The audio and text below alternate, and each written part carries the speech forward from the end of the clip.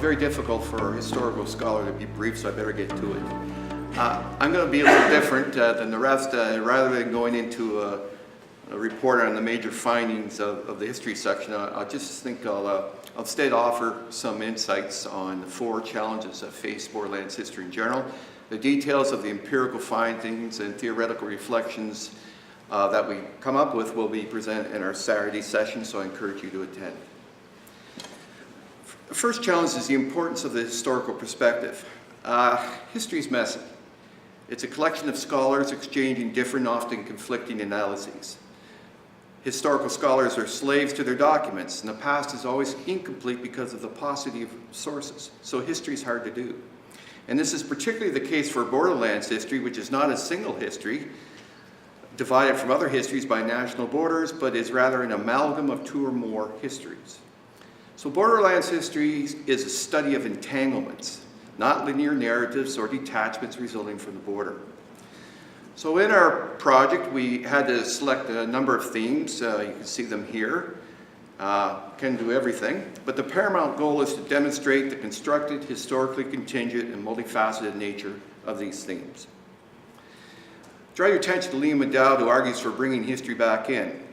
He believes that contemporary border studies minimize the primacy of state borders because they fail to acknowledge historical reflexivity, which is a historical positioning of context that's so important in understanding the distinctiveness of contemporary state borders. Borders are historically contingent. They evolve through processes of border making or bordering, and therefore the meanings connected to them are constantly changing. Borders mediate, regulate, and represent processes associated with globalization, processes that are both universal and historically and geographically specific. As the world changes through globalization, borders change in function and form, yet they remain important as multifaceted social institutions in addition to being political markers of sovereignty. Like borders, borderlands also must be situated in their temporal and geographical context in order to investigate the relations between territory, identity, and sovereignty. While a borderland is primarily a territorial concept, the temporal factor is of fundamental importance in defining its role as a place. As borderlands change, so do their capacity to re-territorialize and rescale place and identity. A borderland could expand to become a significant region, or it can narrow to become not much more than a line, depending on historical circumstances. The emphasis on the modern ignores the fact that globalization in varied forms has existed for centuries. I see that all the time. So that's the segue to the second issue. Not too long ago, we were told that globalization was leading the world in a direction towards greater homogeneity and unified culture. Increasing social, economic, financial, and resource-based interdependencies, it was opined, were challenging the state territoriality and sovereignty.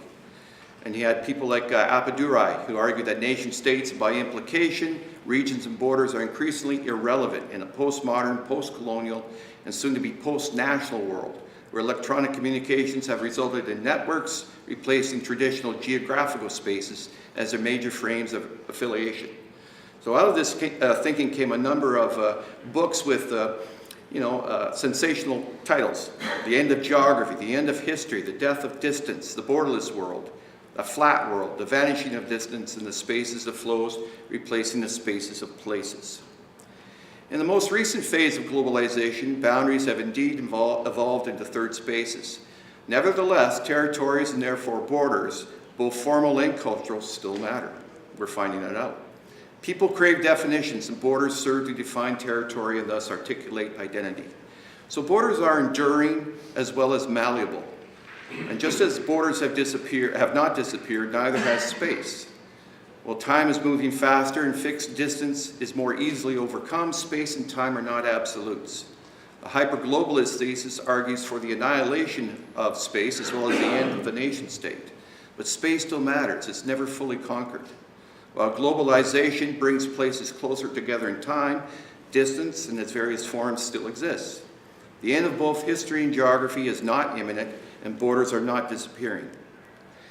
David Harvey argues that globalization is both fragmented and homogenized space at the same time. This is not new.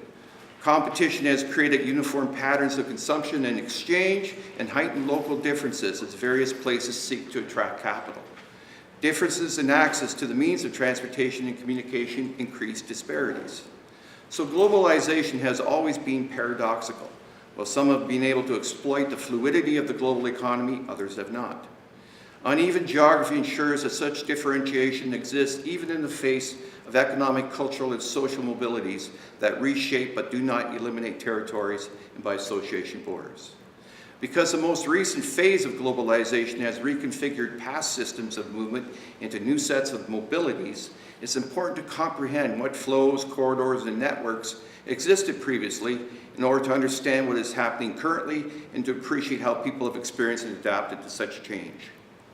Recent history shows that globalization has produced both winners and losers at several scales, that rational individualism has not replaced the hold that religion and nationalism have over the marginalized, that people remain attached to the idea of countries and borders, that transnational interdependencies of globalization have not eliminated the Westphalian sovereignty of the nation state, that resistance to civic nationalism, especially from those who hold on to an ethnic nationalism, has intensified, that Trump's promises to tear up trade deals and reestablish tariffs, thereby disassembling global trade structure, might result in one-on-one trade deals between nation states coming again to the fore, and that global order forged in the Bretton Woods and accelerated through globalization and digital revolution is now in danger.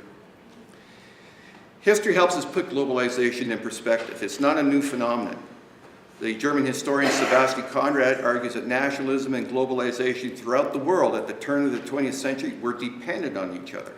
He sees a nation as an object to be explained by global context and not as a beginning point of historical explanations.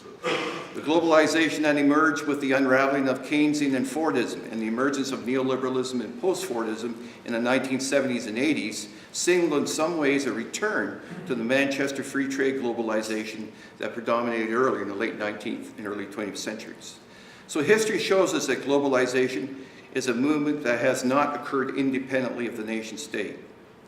Free trade market that exists today, like its predecessor, is not, as Carl Polanyi contends, a self-regulating system, but rather is a mechanism that requires state intervention and direction, and as such ensures that state interests expressed spatially by territories and borders remain important, if not paramount, in spite of the internationalization of economic activities and the lowering of protective tariffs.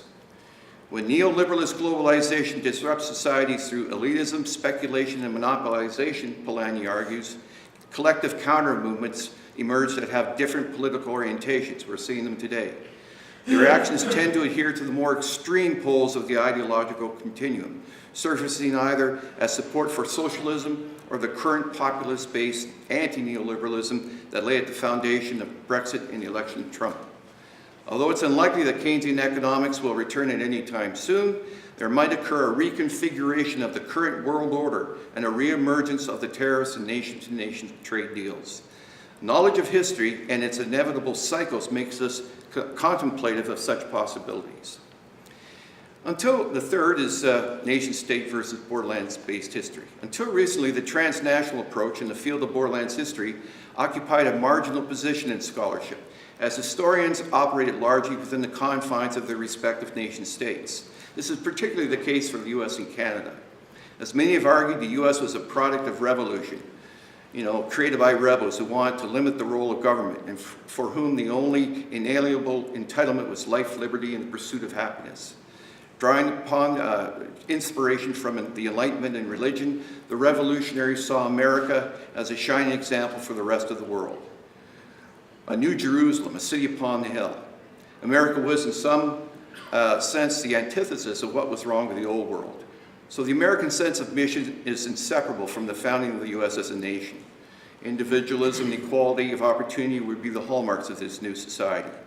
And you can see this through literature and movies.